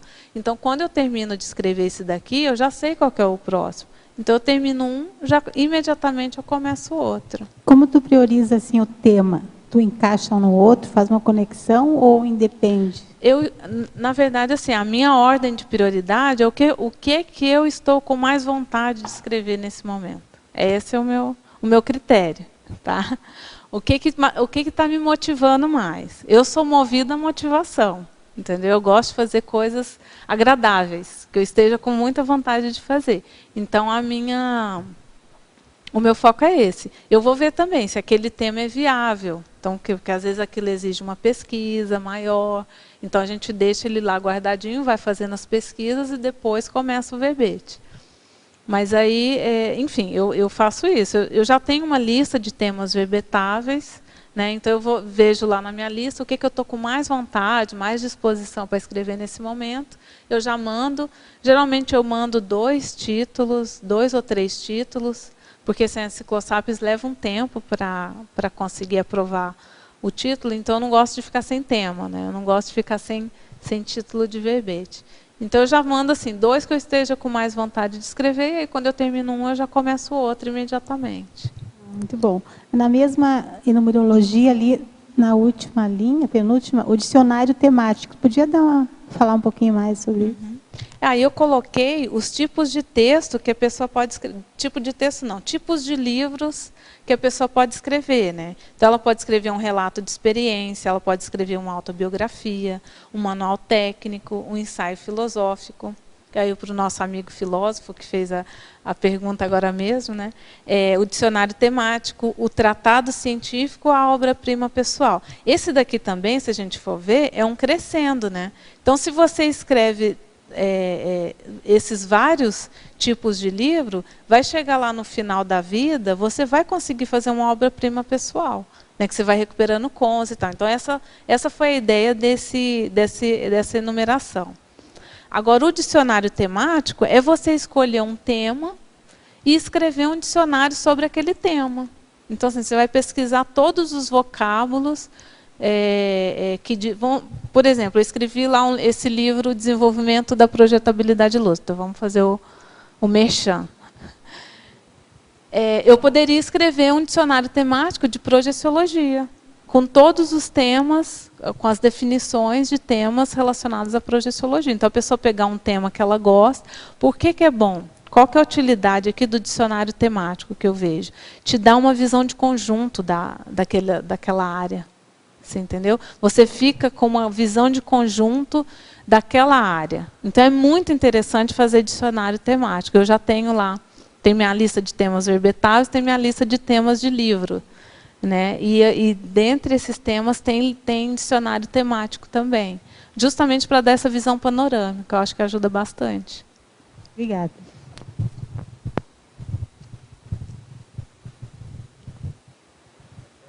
Na tua escrita com os verbetes, houve alguma vez assim um blackout assim de algum tema específico e você não conseguir ter aquele gargalo de você não conseguir terminar ou ter a finalização? Não, de não conseguir finalizar nunca teve. Mas assim, teve um verbete que eu sofri muito para escrever, que é justamente o linha ideativa da pesquisa, né? Aí eu pegar lá o nosso amigo filósofo que fez pergunta, ao contrário dele, que é filósofo, eu tenho um pensamento que é geralmente um pensamento mais abstrato, né? A pessoa consegue refletir muito no mundo das ideias. Eu sou uma pessoa concreta, que eu gosto de coisa palpável, né? Eu gosto de projeciologia porque a projeciologia, eu acho ela muito concreta, né? Você sai do corpo, você sabe que você está fora do corpo, aí tem o psicossoma, aí tem o cordão de prata, são coisas concretas, né? E eu tenho facilidade com coisas concretas, com pragmatismo, com colocar a mão na massa. Mas esse verbete, linha ideativa da pesquisa, para mim foi um desafio. E eu não sabia que era um desafio, aquela questão. A gente só se depara com o teto da nossa competência quando a gente tem contato com as nossas dificuldades. E eu não sabia que eu tinha tanta dificuldade com o pensamento abstrato. porque esse verbete ele era todo na linha da abstração. E foi muito difícil de escrever o verbete. Mas, ao mesmo tempo, para mim, foi muito pedagógico, foi muito didático, para eu entender quem tem dificuldade de escrever. Aí eu consegui, de fato, me colocar no lugar das pessoas que têm dificuldade de escrever. Consegui me colocar assim, como que é uma pessoa que não dá conta, entendeu? E eu vi assim, que isso me ajudou assim, a tentar ser mais didática na hora que eu escrevo sobre escrita, que eu gosto de escrever sobre escrita, tentar ser mais didática, tentar mastigar mais como que é o processo, para ajudar quem tem dificuldade. Então, assim, foi muito rico a experiência e foi muito positivo para tanta dificuldade, né, de eu ver que eu tinha tanta dificuldade assim com a questão da abstração, quanto de me colocar no lugar de quem tem dificuldade de escrever. Foi aberto um tema bem interessante sobre a questão da intelectualidade, né? Que é o fato assim, a pessoa às vezes ela trabalha o mental soma, mas a pessoa fica na posição passiva, não ativa, que é na escrita, né? A pessoa fica, né, na questão do conhecimento, pensa, reflexiona, mas na ativa, na hora de escrever, não consegue. Então, foi bem legal, interessante, né? Para colocar assim, colocar a mão na massa, né? Poder escrever realmente. Eu tenho essa dificuldade. Tem um tema que chama pragmatismo intelectual, que seria o contrário dessa autoindulgência intelectual. Esse pragmatismo intelectual é a gente conseguir transformar as nossas ideias, as nossas reflexões, as nossas experiências em produtos palpáveis, em produtos concretos. Eu vejo que é algo importante, assim, que eu acho que a gente tem que pensar bastante, que é esse pragmatismo, a gente ser prático na escrita, entendeu? Não ficar elucubrando muito. Por exemplo, na hora de escolher um tema para escrever, escolhe um tema que você goste, não fica sofrendo, entendeu? Não fica sofrendo com um tema difícil, que você não dá conta. Pega uma coisa que você tenha certeza que você vai conseguir escrever. Eu acho que isso ajuda a sair da inércia, né? O importante é sair da inércia, porque depois você entra no modo contínuo e aí vai. Sim. Tatiana, em algum momento do seu desenvolvimento na escrita, o perfeccionismo atrapalhou você? O perfeccionismo é aquele patológico, aquele que interrompe o seu trabalho. Não, porque eu não tenho um perfil de perfeccionista. Eu sou muito exigente, eu sou muito detalhista, até porque eu sou bibliotecária, então a gente é muito apegada a detalhe. Tá? A gente sempre vê muitos detalhes, mas perfeccionismo eu não tenho porque eu sou muito pragmática. Então, assim, se eu vejo que tem um gargalo, uma dificuldade, o meu primeiro pensamento é como é que passa isso? Como é que supera isso? Eu não fico paralisada. Esse não é o meu perfil. Mas, assim, o perfeccionismo eu vejo que é uma das questões, é um dos travões da escrita, e uma coisa que ajuda é a pessoa ser desapegada, ela se desapegar, entendeu? Entregar, vamos dizer assim, o texto para o mundo e deixar, assim, abrir mão da perfeição, porque assim, todo texto vai ter algum erro. Assim, na Editares, eu tive a oportunidade de revisar os livros do professor Valdo, fazer reedições. E o professor Valdo era super detalhista, super exigente com a escrita dele, e a gente achava erro. Eu falei, bom, se o professor Valdo escreve e tem erro, por que os meus textos não vão ter, né? Então, assim, todo texto vai ter algum errinho, nem que seja um erro de digitação. Então, assim, abrir mão do perfeccionismo e focar na assistência. Né? Eu lembro, no final do ano passado, quando eu estava terminando de escrever esse livro, deixa eu ver. Estava terminando de escrever esse livro e lá ficava revisando, e os amparadores numa TENEP chegaram para mim e falaram assim, olha, termina isso logo que tem gente para ser assistida. Né? Aí, né, nessa hora, cai a ficha tal, e mandei, eu finalizei o que eu tinha para fazer e mandei para Editares. Assim, o que tiver ali ainda para ser corrigido, vai ser revisado, as pessoas vão encontrar, se tiver alguma coisa grave, as pessoas vão encontrar, as pessoas que vão revisar vão encontrar, mas assim, fazer o trabalho andar, Entendeu? Porque assim, tem gente para ser assistida com aquele livro, não dá tempo de ficar esperando, não dá para ficar procrastinando, entendeu? Bem. Pessoal, algumas divulgações aqui, ó. Nós vamos ter a Escola de Parapsiquismo, a turma 5, vai se iniciar no dia 18 de janeiro de 2016. Essa é a modalidade anual da Escola de Parapsiquismo, são 3 módulos, eles acontecem em janeiro, julho e janeiro do ano seguinte. Cada módulo desse tem duração de 5 dias, essa é a 5ª turma, tem mais uma turma, a 6ª turma, que é uma turma semanal. Então, nesses 5 dias de duração, eles são mais práticos, o módulo é mais prático, tem teoria, mas a teoria é em intensidade menor que a prática. É utilizada uma metodologia ativa, onde os alunos são participantes, são protagonistas. Não tem aquele tradicionalismo que tem um professor lá em cima e os alunos lá embaixo. Se trabalha mais com o conceito de preceptoria, um nível mais horizontal. E são desenvolvidas competências parapsíquicas, que é um conceito da pedagogia de competência que foi adaptado ao parapsiquismo. Então, a aprendizagem é progressiva, se começa com as competências básicas, depois vai crescendo até chegar nas avançadas. Então, quem tiver interesse pode procurar aqui a recepção do CAEC, o telefone o prefixo 45, 3525-2652. O número de vagas é limitado, são apenas 25 alunos, porque se dá uma atenção individual para cada aluno. Nós vamos ter aqui o curso Holotecologia e Cosmovisiologia, aqui no CAEC, nos dias 30 de outubro a 1º de novembro de 2015. Vamos ter a 6ª Semana de Reeducação Consciencial, de 10 a 18 de outubro.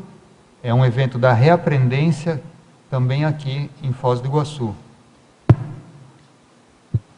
O curso Conscienciograma Sem Drama, que é um curso à distância, trabalha com conscienciograma, e é feito pela Conscius, vai ser em novembro de 2015. Não tem a data aqui, mas vocês se informam aí na Conscius, em novembro de 2015.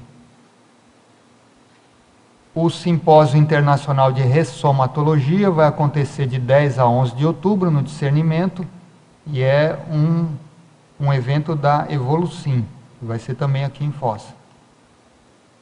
Nós vamos ter o curso acoplamentário nos dias 25 a 27 de setembro, quer dizer, o próximo final de semana, com a temática África. Os epicons Kátia Aracaki, João Aurélio e Tony Muscoff. Também aqui no CAEC, quem tiver interesse, só procurar a recepção do CAEC. E os cursos da Consecutivos. No dia 21 de novembro, nós vamos ter o curso Mega Trafora e Seriexis com a professora Daiane Roça. E o curso Identificação da Retrosenha Pessoal, nos dias 13, 14 e 15 de novembro, no Discernimento, em Foz do Iguaçu. Cursos da Consecutivos.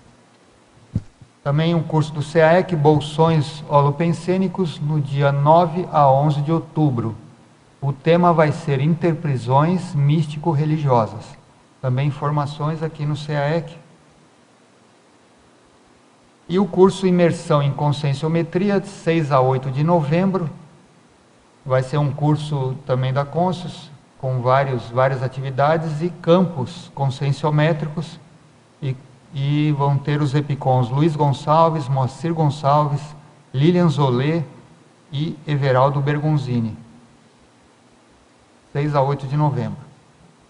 E o programa Amigos da Enciclopédia, ele está solicitando, que na medida do possível todos possam priorizar, quem já terminou aí o período de associação, que priorizem a continuidade do apoio ao programa por meio da adesão ou renovação da assinatura. Lembrando que o programa Amigos da Enciclopédia que mantém toda a estrutura da enciclopédia, dos verbetes, do holociclo, da holoteca e aqui do tertuliário. Pode perguntar. Tatiana, obrigada pela publicação do seu verbete, está sendo bem tarístico. Eu gostaria, se você pudesse, ali na argumentologia, páginas 16 e 17, no item desenvolvimento, eu achei muito interessante os hábitos que você fala, que seriam capazes de ajudar a manutenção de rotinas úteis, e especificamente eu gostaria que você pudesse comentar o item 7 e o item 17. Bom, o item 7 é a discussão, né? O hábito de discutir sobre escrita. Normalmente, quem tem o hábito da escrita, gosta muito de falar sobre escrita. Então, assim, quem é meu amigo sabe que as minhas amigas sabem que eu sou bem chata, que eu adoro falar de escrita. Todas as vezes que eu encontro algum amigo, eu estou perguntando, e aí, sobre o que você está escrevendo, como é que é? E, então, assim, sempre está discutindo sobre escrita. O meu duplista também ele escreve bastante, então, assim, praticamente os nossos assuntos em casa é sobre escrita, e isso ajuda a fomentar o holopensene, né? Se você sempre está pensando sobre escrita, você sempre vai ter ideia para escrever. Se você está com uma dificuldade, você vai ficar pensando naquela dificuldade, como resolver aquela dificuldade, enfim, isso ajuda bastante. E o item 17, realização. O hábito de realizar trabalhos mentais somáticos disciplinarmente. Então, trabalhos mentais somáticos. Então, se você pegou uma revisão para fazer, você tem uma disciplina de fazer aquela revisão. Se você pegou algum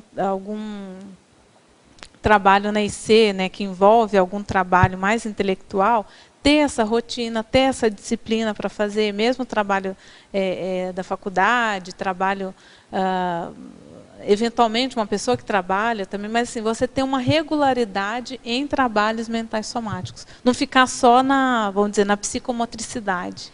E como é que você lida, não sei se você tem esse problema, ou assim, pesquisou alguma coisa sobre isso, mas como é que você lida assim, nesse momento de disciplina, com problemas do tipo distração, ou dispersão, ou preguiça, cansaço, assim, aquela coisa de ter iniciativa de começar, a procrastinação, como é que lida com essas questões? Então, normalmente é assim, eu uso a técnica dos 15 minutos. Você começa um trabalho mental somático, em geral, né, que é o aquecimento, né, o aquecimento neuronial.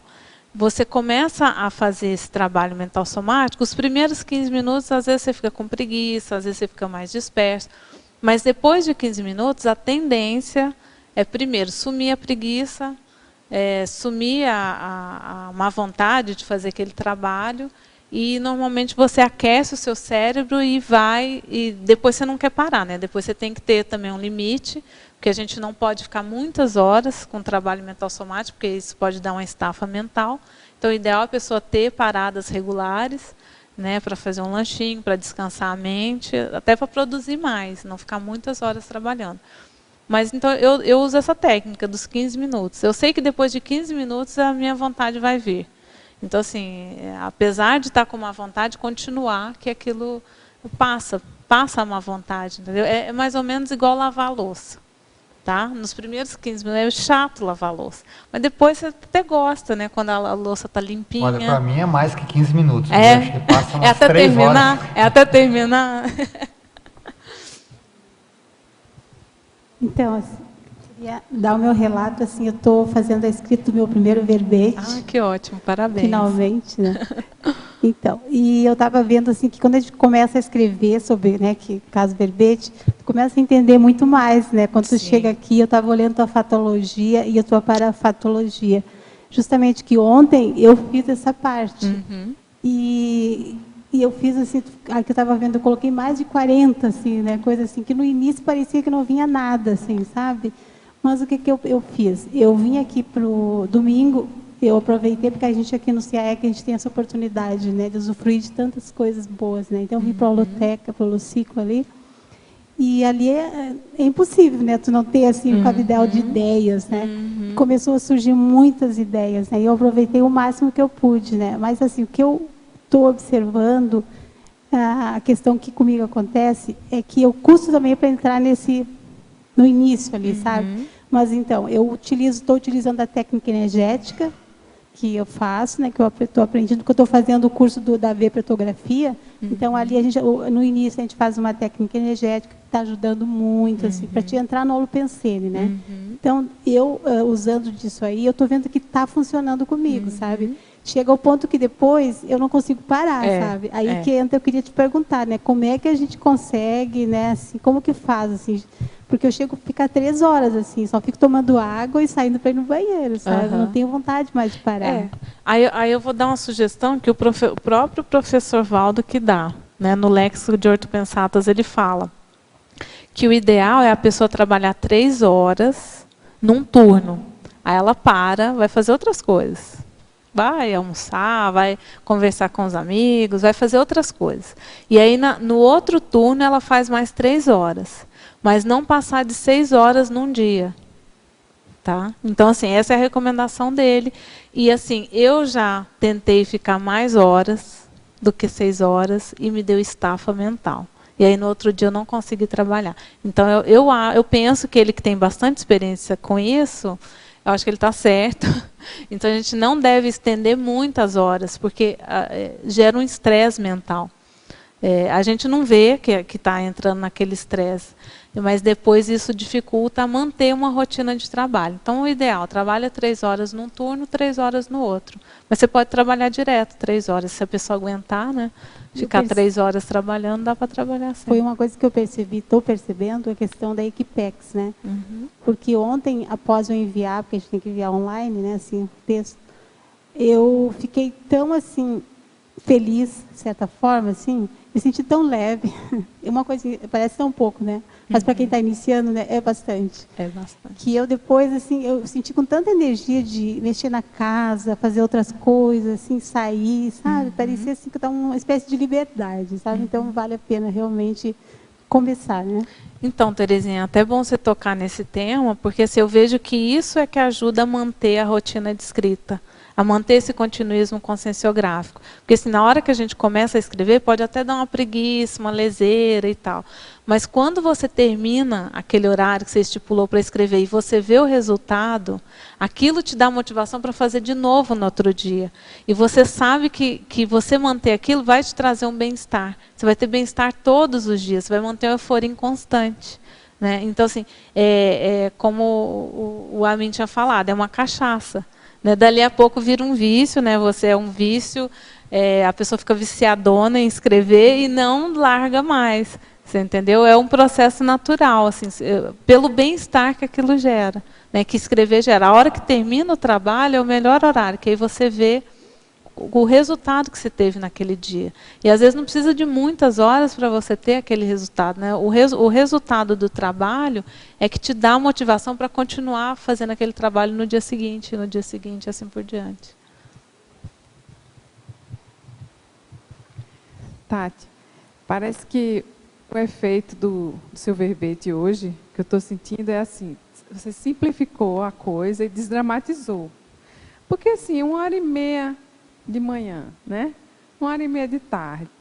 Vai que você escreve mais 1h30 à noite. É simples, assim, né? Se você continua e vai fazendo assim, porque acha que eu, pelo menos, tinha aquela ideia, não, tenho que escrever, então assim... 8 horas por dia. 8 horas por dia, 6 horas por dia, senão não vou dar conta de fazer a produção, né? E o que você está mostrando aqui não é isso, né? Não então, assim, eu acho que simplificou e desdramatizou para mim, hoje, essa questão que você colocou aqui do continuismo.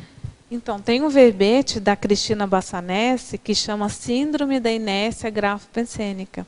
É muito bacana o verbete dela, eu vou recomendar para vocês, porque ela traz algumas dicas, assim, ó, quando você sentar para escrever e às vezes dá uma agonia, né? Ai, o que eu vou escrever? Ai, eu não sei o que eu escrevo, às vezes dá um comichão, enfim, é o autoassédio. Resumindo, dá um autoassédio na pessoa.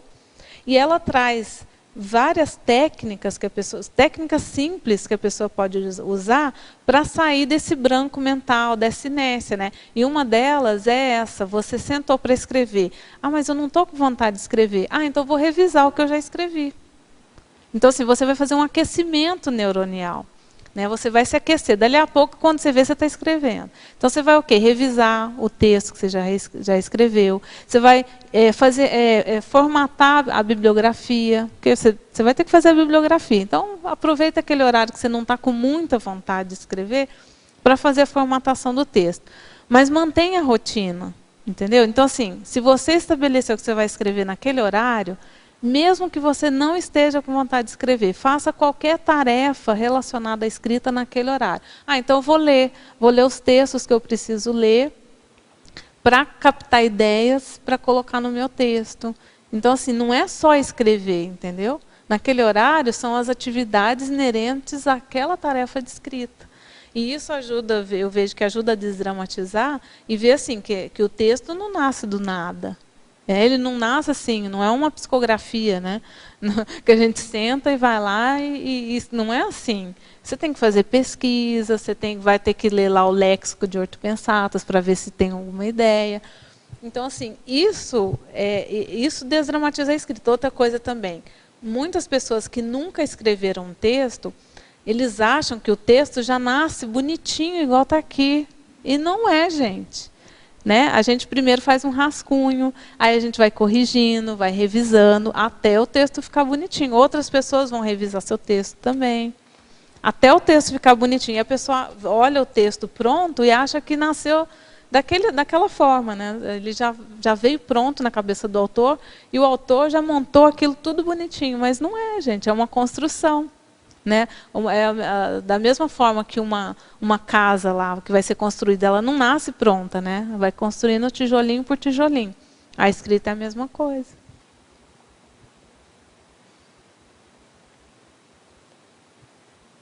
Tatiana, aqui na parafatologia, na sexta linha, de baixo para cima, está escrito assim: o registro do teto máximo de lucidez existencial visando a autorrevesamentologia e a interassistenciologia multiexistencial. Aqui a gente chegou a mencionar, né, que a minha ideia é o seguinte. Hoje, né, 22 de setembro de 2015, é o teto máximo de lucidez que a Tatiana conseguiu nessa vida. Né, é o que eu consegui de recuperar de cons, que eu consegui de maturidade, e registrar esse nível de maturidade que a gente consegue hoje, que eu penso que a gente nunca conseguiu esse nível de lucidez em outras vidas, porque a gente não tinha os aportes que a gente tem hoje. É uma maneira da gente fazer a autorrevesamentologia. Então, assim, eu fixando esse nível de lucidez que eu consegui adquirir hoje, colocando isso no papel, além daquilo vincar na minha holomemória, vai ser mais fácil de vincar aquilo na minha holomemória, eu vou ter condições de acessar esse texto com esse teto máximo de lucidez em uma outra vida, porque eu deixei aquilo registrado, e aí eu vou poder partir daquele ponto em diante. Então, por exemplo, esse livro aqui, Desenvolvimento da Projetabilidade Lúcida. Nessa vida, eu tive que começar a projetabilidade do zero. Com 23 anos, eu não tinha projeção, eu não sabia como é que fazer para sair do corpo. Eu falei assim, eu quero desenvolver esse negócio, que eu acho muito importante para fazer a recuperação de cons. Como é que eu vou ter uma intermissivista que não sabe sair do corpo? Eu não admiti aquilo, então vou fazer um esforço de desenvolver. 15 anos depois, eu publiquei o livro para quê? Numa próxima vida, primeiro que eu não quero começar de novo do zero, eu já quero ter um nível de lucidez extrafísica maior do que o que eu tive nessa vida. Se eu acesso esse livro numa outra existência, eu vou ter muito mais facilidade de desenvolver a projetabilidade que eu tive nessa vida, que eu tive que começar tudo do zero. Então, assim, é uma maneira da gente fixar esse nível de lucidez, né? De vincar na nossa holomemória o teto máximo de lucidez que a gente conseguiu nessa vida. Tatiana, você pode, ali na fatologia, linhas 8 e 9, explicar para a gente como é que você fez e nos dar algumas dicas de como fazer o planejamento gesconográfico pessoal de curto, médio e longo prazo? Uhum. Então, o planejamento de curto prazo, no meu caso, é o livro que eu estou escrevendo, né? Então, assim, então eu tenho que escrever os capítulos, né? Para que aquela obra se torne um livro, eu vou ter que escrever, toda semana eu vou ter que escrever os capítulos. Então, quais capítulos que eu vou escrever nessa semana, nesse mês? Então, esse é o planejamento de curto prazo. Quais os verbetes que eu vou escrever? Qual que é esse verbete que eu estou escrevendo agora? Qual que é o próximo? De curto prazo. De médio prazo. Qual que é o livro que eu vou escrever no ano que vem? né? Qual que é o livro que eu vou escrever em 2016 e em 2017? Então, eu já sei quais são os livros que eu vou escrever. Então, vou me organizar para que em 2016 eu escreva aquele livro que eu quero escrever, em 2017 eu escrevo outro livro que eu quero escrever. Esse é o a médio prazo. E a longo prazo, eu vejo que é assim, o que eu quero fazer de mega GESCOM? Eu hoje estou pensando muito nos 65 anos. Porque no Léxico de Ortopensatos, o professor Valdo fala muito da terceira idade. Ele fala muito de 65 anos. Então, eu estou louca para como é que é quando chega aos 65 anos. Porque parece que é o máximo quando você chega aos 65 anos, se você trabalhou a intelectualidade durante a vida toda. Porque aí há um irrompimento, segundo ele, há o irrompimento do mental soma, que eu não sei o que é isso, mas deve ser uma coisa muito legal. E você tem uma mega recuperação de cons. Né? Ou seja, você passa a funcionar muito mais como consciex, ou como você era lá no curso intermissivo, do que o que a gente é como consim. E isso vai me permitir escrever uma mega GESCOM, escrever uma obra-prima. Ou seja, quando você já está mais no fim da vida, você tem como escrever uma obra mais original, escrever uma obra que vai ajudar em larga escala um maior número de pessoas. Mas se a gente não fizer o dever de casa, desde a juventude, desde a adultidade, como que eu quero chegar lá aos 65 anos e fazer isso? Não vai ter, não tem como. Né? Esse nível de lucidez, de hiperlucidez, não surge do nada. Então, esse é o meu planejamento de curto, médio e longo prazo. Tatiana, aqui na fatologia, deixa eu ver que linha que é. Na 17ª linha, tem assim, a autorreciclogenia conscienciográfica enquanto causa e efeito da produtividade gesconológica. Você podia falar um pouco sobre as suas autorreciclagens que levaram a essa produtividade gesconológica? Eu vejo assim, que a partir do momento que você toma a resolução, por que você quer escrever, para que você quer escrever, qual que é o objetivo, qual que é a intenção, como que você vai fazer aquilo, isso tudo exige reciclagem. Né? Você não vai conseguir. Aí eu vou citar de novo o livro. Né? Esse livro aqui, por exemplo, antes de eu decidir sentar e escrever ele, eu tinha vamos dizer assim, muitas crenças disfuncionais. A primeira delas é assim, mas para que escrever um livro de desenvolvimento projetivo? Para quê? Né? Ninguém se interessa por esse tema, mas para quê? Ninguém vai querer ler esse livro. Então, assim, é todo um autodesassédio que você precisa fazer para conseguir colocar suas ideias no papel. E aí, o que me ajudou bastante foi a verbetografia. Então, essa questão de escrever verbetes continuadamente ajuda a reeducar a pensenidade, ajuda a gente a manter uma retilinearidade pensênica, ajuda a gente a manter uma proximidade aí com os amparadores. Isso tudo vai provocar autorreciclagem. Cada texto que a gente escreve, cada verbete que a gente vem aqui defender, exige autoenfrentamento, porque as pessoas vão perguntar, vão querer saber se você aplica aquilo que você está escrevendo.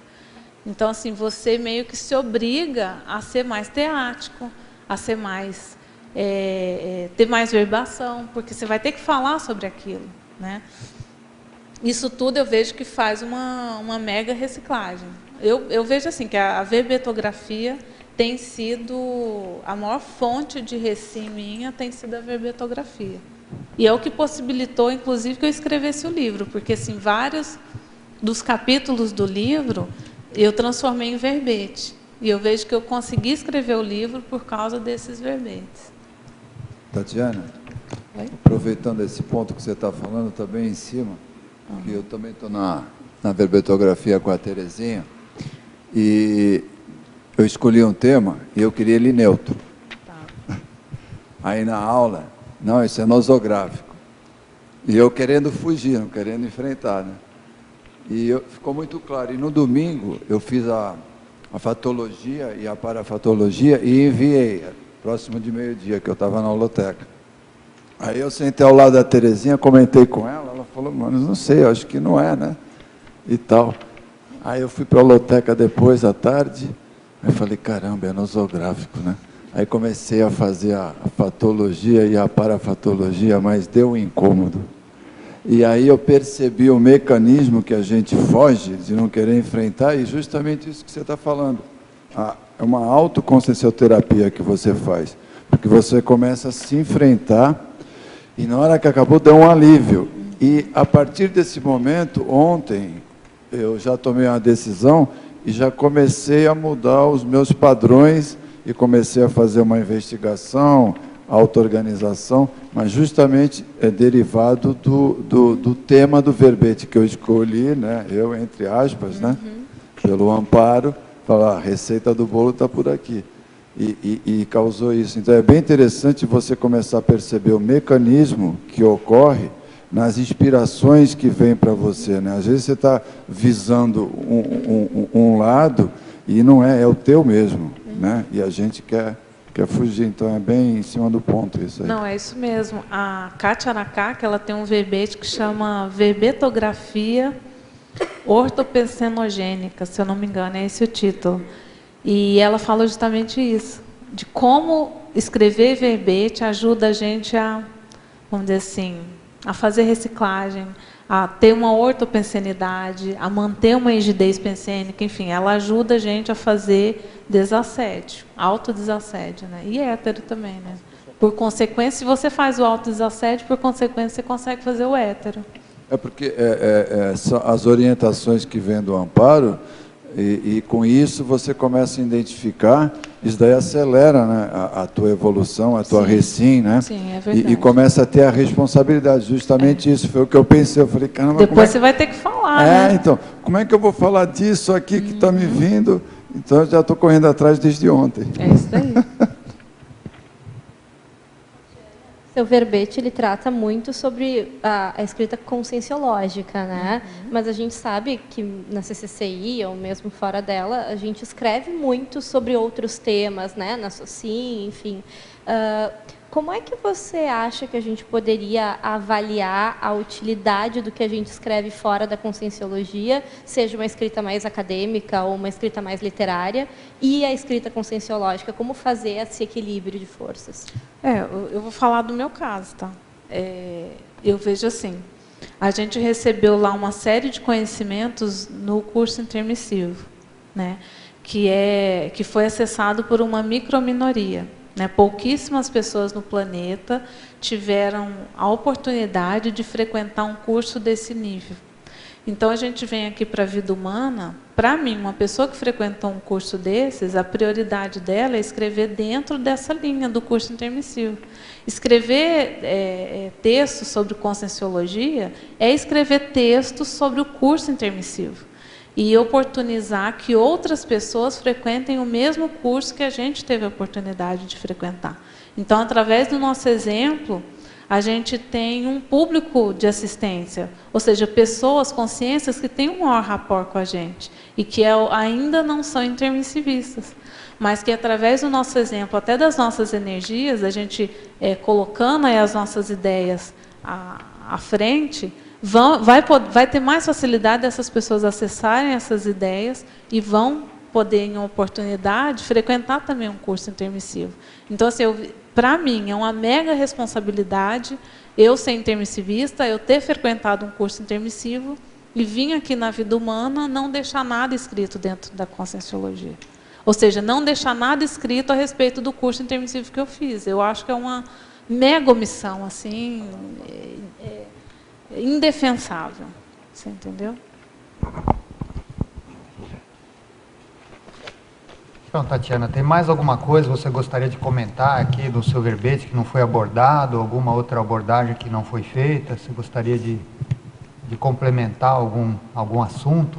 Não, eu queria agradecer a oportunidade. Para mim, assim, é um privilégio, né, poder vir aqui, defender as nossas ideias, mostrar o que a gente pensa, estar aqui num ambiente livre, né, da gente poder expressar o que a gente pensa, o que a gente vivenciou, e convidar quem acha que tem um curso intermissivo, né, que acha que tem esse compromisso, a botar a mão na massa, começar a mostrar o trabalho deles também, né? Fica aí o convite. Então, nós agradecemos aqui aos teletertulianos que participaram dessa tertúlia, agradecemos aos tertulianos que também contribuíram com os questionamentos, agradecemos a Tatiana, a professora Tatiana, por mais um verbete, né? E logo, logo vai ter outro, né? Acho que essa semana ainda, quinta-feira, vamos ter outro verbete da professora Tatiana. E passamos então para os nossos avisos e divulgações. Obrigado. As pontuações da tertúlia de hoje são 18 assinaturas no livro de presença, 18 perguntas presenciais e 17 perguntas respondidas online. Hoje teremos 3 recados. O Antônio, com a imersão em conscienciometria, Cleverson, com a CP1 do IPC, e a Terezinha, com a 6ª semana de reeducação da reaprendência.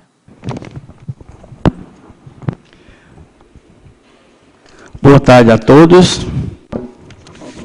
Meu nome é Antônio Fontenelle. Só reiterando a divulgação do professor Amin, quando ele falou sobre a imersão em conscienciometria, aqui eu gostaria de complementar, dizer que esse evento ocorrerá entre 6 e 8 de novembro deste ano, no Hotel Interlúdio, né? Mabu Interlúdio.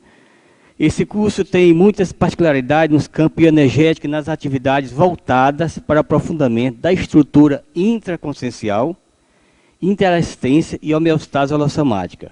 Bom, desses objetivos, nós escolhemos 2, que seria propiciar a ambiência próxima ao curso intermissivo. 2, favorecer a compreensão das prioridades evolutivas. Para maiores informações, temos aqui o e-mail, que é conscius@conscius.org.br, ou ligar para o telefone 45 2102 1460. Aqui dentro desse curso nós temos 2 campos especiais, que é da megaforização, feitos pelo professor Moacir Gonçalves e Everardo Bergosini. Muito obrigado. Boa tarde a todos. O IPC, Instituto Internacional de Projeciologia e Conscienciologia, tem a honra de convidar a todos a participar do ECP1, que acontecerá nos dias 13 a 15 de novembro desse ano, no Hotel Mabu Interlúdio, em Foz do Iguaçu. Os professores serão Ana Paula Firmato e João Luiz Ferreira. Esse curso ele tem pré-requisito, como CIP, CPC, Assistenciologia ou Pacifismologia dos últimos 24 meses. O ECP1 ele favorece o posicionamento compatíveis com o curso intermissivo para a realização da ProEx grupal. Os temas do curso são técnicas para autoconscienciometria, qualificação do vínculo interassistencial, autodiagnóstico pelo estado vibracional e reprogramação do holopensene pessoal. Mais informações pelo telefone código 45 2102 1448 ou pelo e-mail ecp1@iipc.org. Repetindo, telefone código 45 2102 1448 e pelo e-mail ecp1@iipc.org. Muito obrigado. Boa tarde a todos. A Reaprendência está convidando para a 6ª semana da reeducação consciencial, que ocorrerá entre 10 e 18 de outubro. Estará com uma série de atividades bem interessantes. Curso de campo, dinâmicas, debates, simpósio e muito mais. Hoje eu faço um convite especial para o nosso curso de campo CEP, que será nos dias 10 e 11 de outubro, sábado e domingo. O local é o Hotel Mabu Interlúdio. O valor promocional de R$ 360, que pode ser parcelado, e fiquem atentos, é somente 40 vagas. Venham participar desse holopensene assistencial. As informações pelo e-mail contato@reaprendente.org. Telefone 45 88 21 8387. Muito obrigada.